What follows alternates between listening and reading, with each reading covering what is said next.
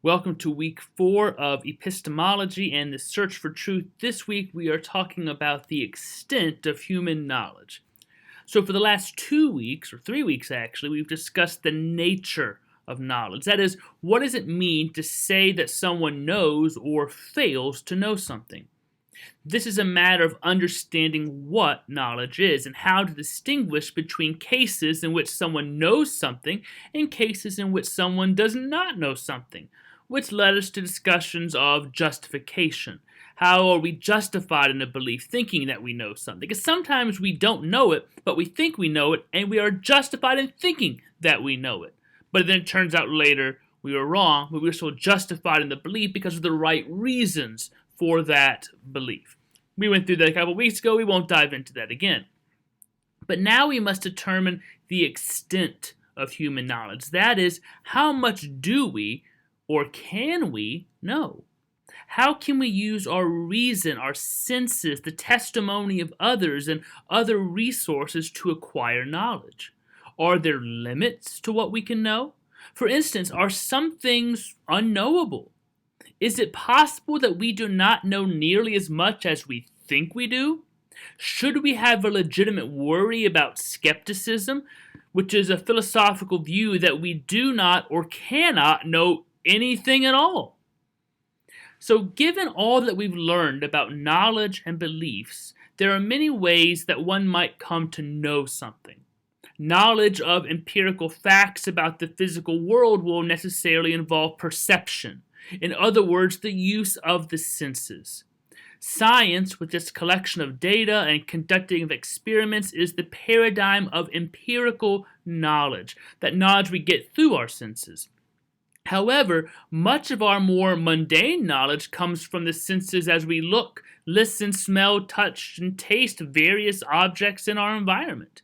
We know that chocolate, or at least Hershey's chocolate, tastes sweet because we taste it that way. We can also know it tastes sweet by being able to read the ingredients, and through past experience and scientific knowledge, we know you put a bunch of sugar in something, it's going to be sweet. But as I learned as a child, you eat plain baking cocoa, it ain't that sweet.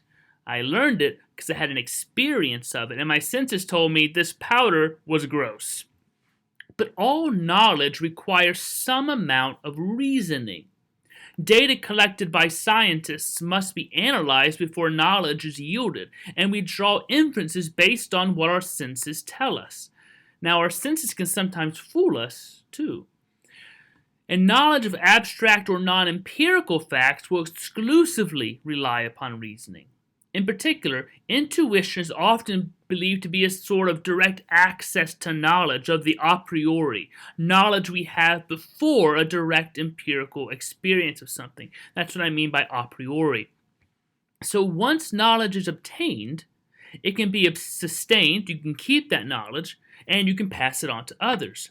Memory allows us to know something that we knew in the past, even perhaps if we no longer remember the original justification for that belief of that knowledge.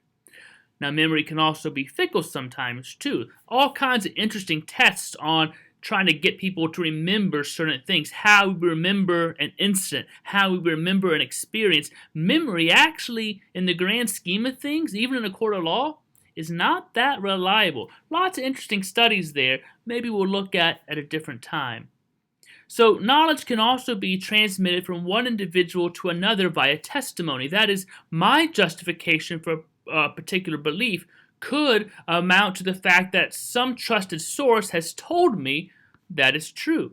So I gain that knowledge through somebody else who I trust has good reason to believe it. Now, sometimes we might realize that that's not completely the case, that somebody we thought we could trust ended up telling us something that was a lie on purpose, or something they just thought was true, but they got duped or didn't follow the right protocol either. So now we're going to talk about skepticism. So, in addition to the nature of knowledge, epistemologists concern themselves with the question of the extent of human knowledge. How much do we or can we know? Whatever turns out to be the correct account of the nature of knowledge, there remains the matter of whether we actually have any knowledge. It has been suggested that we do not, or cannot, know anything, or at least that we do not know as much as we think we do. Such a view is called skepticism. So think about the movie The Matrix. Hopefully you've seen it or at least have heard of it. Everyone in the Matrix, this advanced computer program, thought they were living normal lives. Eating steak, going to the beach, having hair, putting on clothes. But all the knowledge they thought they had was a fabrication. They were basically slaves within a computer program who thought they had knowledge and experiences. Actually, they were just humans, completely bald, stuffed into pods with all kinds of cables going into them. So everything that they thought was happening in real life was just in their mind. That's what the Matrix is. It's a thing that made people think they were experiencing a world, but they weren't. The whole Matrix trilogy, those 3 movies, are actually full of philosophical theories, and most of them come out of this philosophical idea of skepticism. Do we know anything at all? There's one scene in the movie where somebody knows that they were in the Matrix. They got pulled out of the Matrix, but they want to go back in. They enjoy that ignorance. So they're in the Matrix for a moment, knowing it's not real, but they're eating a steak, and he's saying, my mind is telling me this steak is juicy. My taste buds tell me that it's good. I can see how perfect it is, but deep down I know it's all fake. But ignorance is bliss. I'd rather have that pretend belief that it's real. He wanted to go back in the Matrix and not know the cold, hard truth of the actual world. So if you haven't seen The Matrix, go back and watch it. Skepticism. Now, we can distinguish between a number of different varieties of skepticism. First, one might be a skeptic only with regard to certain domains, such as mathematics, or morality, or the external world. This is the most well-known variety of skepticism, about the external world. So such a skeptic is a local skeptic, as contrasted with a global skeptic who maintains that we cannot know anything at all. Also, since knowledge requires that our beliefs be both true and justified, a skeptic might maintain that none of our beliefs are true or that none of them are justified. The latter is much more common than the former. Now, a moral skeptic would argue there is no way to actually know the truth of morality. That morality is all constructs that societies basically mutually agree upon, but there is no Platonic foundational true morality that is universal. Now, while it is quite easy to challenge any claim to knowledge by glibly asking, "How do you know?" this does not suffice to show that skepticism is an important position.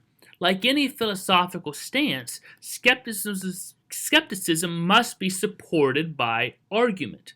Now, many arguments have been offered in defense of skepticism, and many responses to those arguments have been offered in return.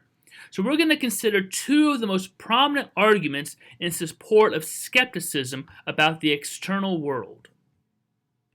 So first we'll talk about Cartesian skepticism. In the first of his meditations, René Descartes, who I've mentioned in some of the sermons in relation to epistemology and the Enlightenment, offers an argument in support of skepticism, which he then attempts to refute in his later meditations. The argument notes that some of our perceptions are inaccurate. Our senses can actually trick us. Do you remember in A Christmas Carol when Scrooge sees Marley's ghost? And Scrooge's explanation for seeing Marley's ghost is that he might be a bit of undigested beef, a blot of mustard. There's more gravy to Marley than the grave about him. Sometimes our senses can play tricks on us. We think we see something, but we really don't. Or sometimes we might mistake a dream for a waking experience. I don't know about you, but sometimes I have dreams in the very early morning when I'm kind of up and down and I think I've gotten up, or I think I've taken my medicine I need to take, or I think I've done something, and then I wake up and realize I haven't, but I fall back asleep and think I do it again. And then I wake up and realize I haven't. Sometimes we can mistake a dream for a waking experience. Now, science fiction books and movies have a field day with this one. There's all kinds of TV shows and examples of people kind of going through life thinking it's real, that at the end you realize it was nothing but a dream. There's a great episode of Doctor Who, it's one of the Christmas specials, Last Christmas, in which they are kind of trapped in this dream state and they constantly think they're awake, but they're not. There's dreams within dreams, and it's a whole big thing. Sometimes where you think you're awake, but you're not. How do you ever really know?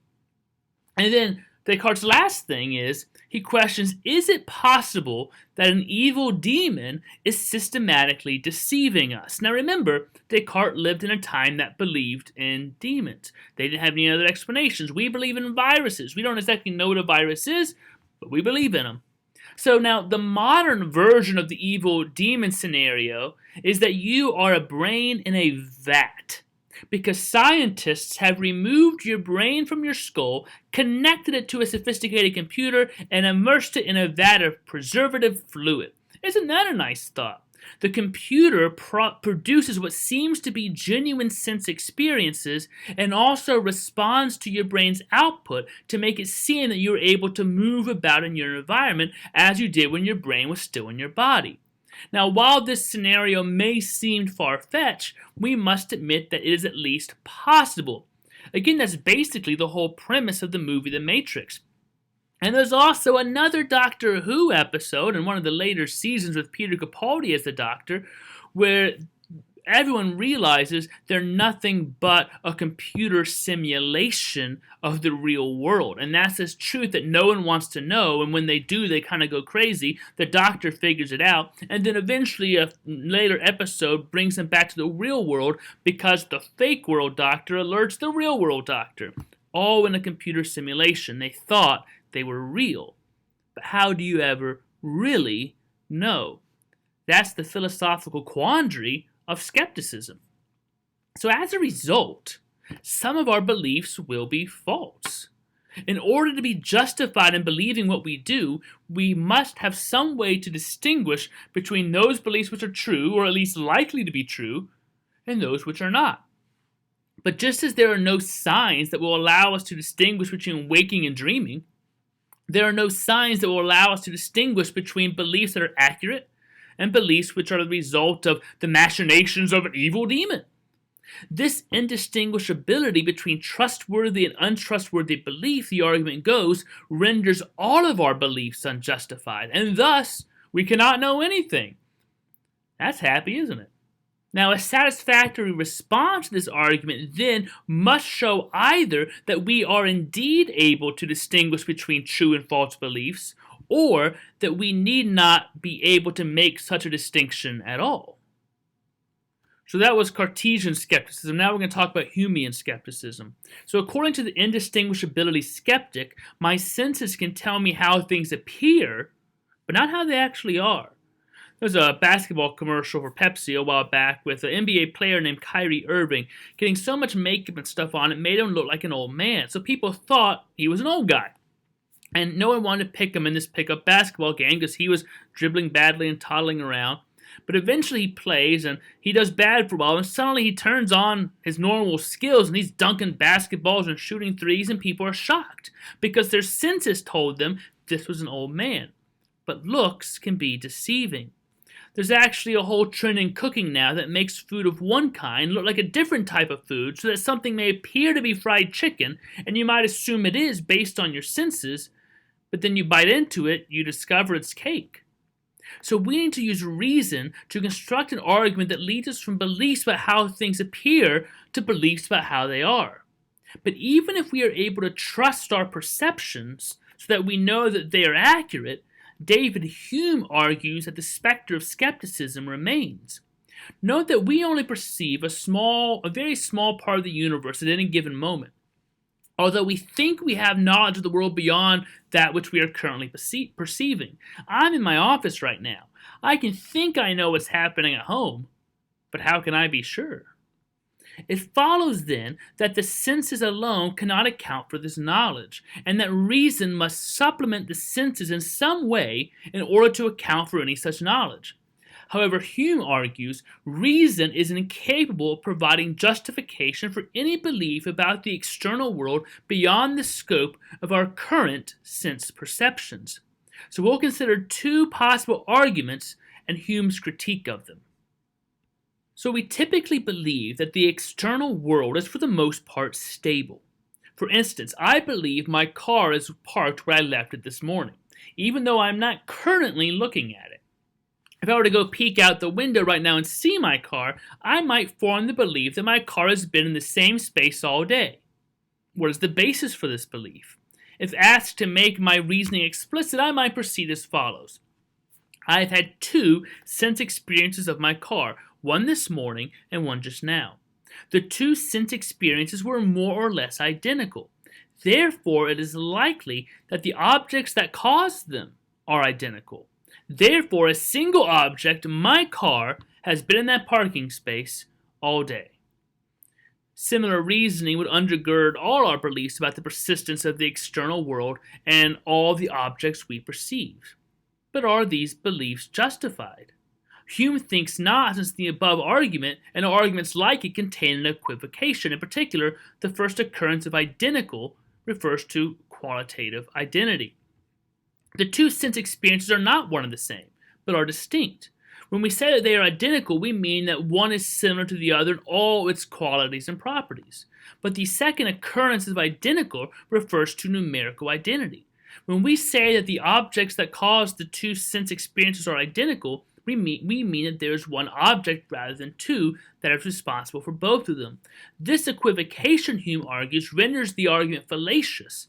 Accordingly, we need another argument to support our belief that objects persist even when we are not observing them. Because I can assume that my car's been there based on those two sense experiences. But somebody could have taken my car who has an extra key, driven it around, done something, and parked it in the same spot. That's happened before, but parked in a different spot.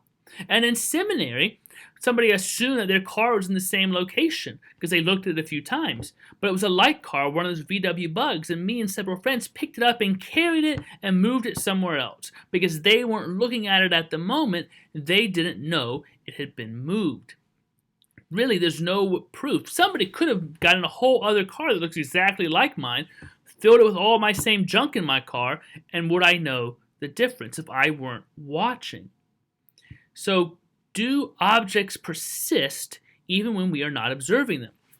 There's a plethora of books and movies and TV shows with this idea that that's not the case, that toys come to life. There's the Velveteen Rabbit. There's Toy Story. There's Doc McStuffins, that as soon as other people come in, the toys say, "Go stuffed," and they get stuffed again. The reason these shows work is because something in us, in our brains, tell us this idea is plausible. That we don't know with 100% certainty that toys don't come to life when we aren't looking at them.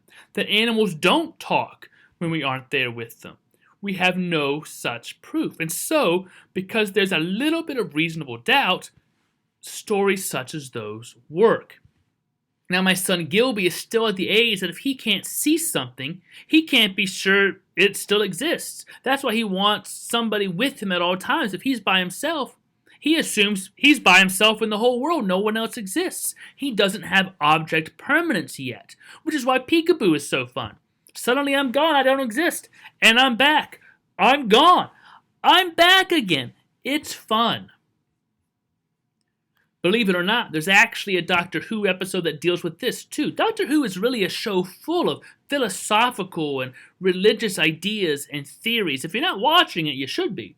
Well, there's an episode in season 3 of the reboot, which started back in like around 2000, called Blink. And this episode deals with this phenomenon of object permanence through a creature called a weeping angel. The lonely assassins, the Doctor calls them. You see, they don't exist when they are being observed.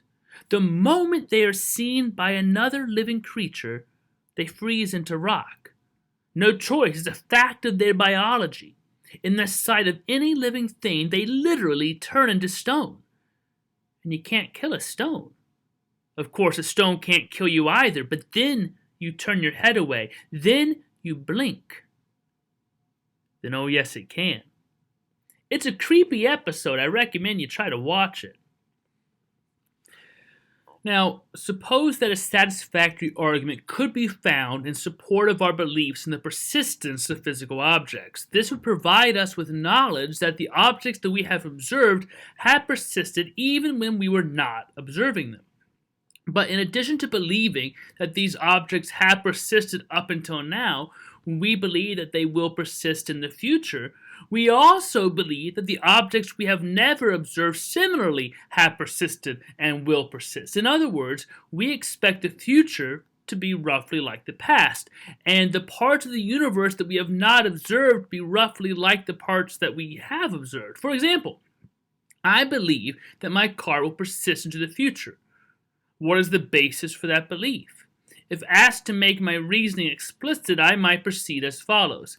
My car has always persisted in the past.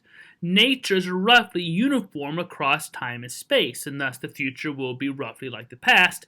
Therefore, my car will persist in the future. Similar reasoning would undergird all of our beliefs about the future and about the unobserved. Are such beliefs justified? Again, Hume thinks not, since the above arguments and arguments like it contain an unsupported premise, namely the second premise, which we might call the principle of the uniformity of nature, or pun. Why should we believe this principle to be true?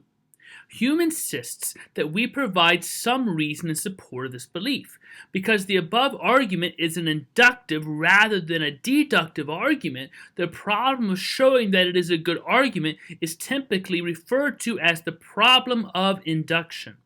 We might think that there is a simple, straightforward solution to the problem of induction, and that we can indeed provide support for our belief that pun is true. Such an argument would proceed as follows. Pun has always been true in the past. Nature is roughly uniform across time and space, and thus the future will be roughly like the past. Therefore, pun will be true in the future. This argument, however, hopefully you notice, is circular. Its second premise is pun itself. Accordingly, we need another argument to support our belief that pun is true, and thus to justify our inductive arguments about the future and the unobserved. Again, we'll look at these kind of logical fallacies and argumentation in a few weeks. Fallacies like that render arguments weak and would make a belief based on that argument unjustified. So, skepticism is real. There's good reasons to have some skepticism about the extent of human knowledge. Can we be 100% certain about what we know? Again, my phrase is, I'm never completely correct and always partially wrong. How much am I correct? About any number of things. My belief about faith, religion, politics, science, to the fact that I believe the toys my daughter has in her room do not come alive at night when she's asleep. But do I know? So, these last 4 weeks, we've talked about epistemology, the study of knowledge. We did a very brief overview to give you a foundation upon which to build if you want to learn more. And I'd be happy to recommend some introduction to philosophy books depending on your area of interest. The study of knowledge is one of the most fundamental aspects of philosophical inquiry. Any claim to knowledge must be evaluated to determine whether or not it indeed constitutes knowledge. Such an evaluation essentially requires an understanding of what knowledge is and how much knowledge is possible. Before you can ever understand anything to be true, you have to know, can anything be true? And how do you acquire knowledge and what it is? So we'll continue our series of classes by next week putting some of our theory into practice by discussing the truth of fact and opinion.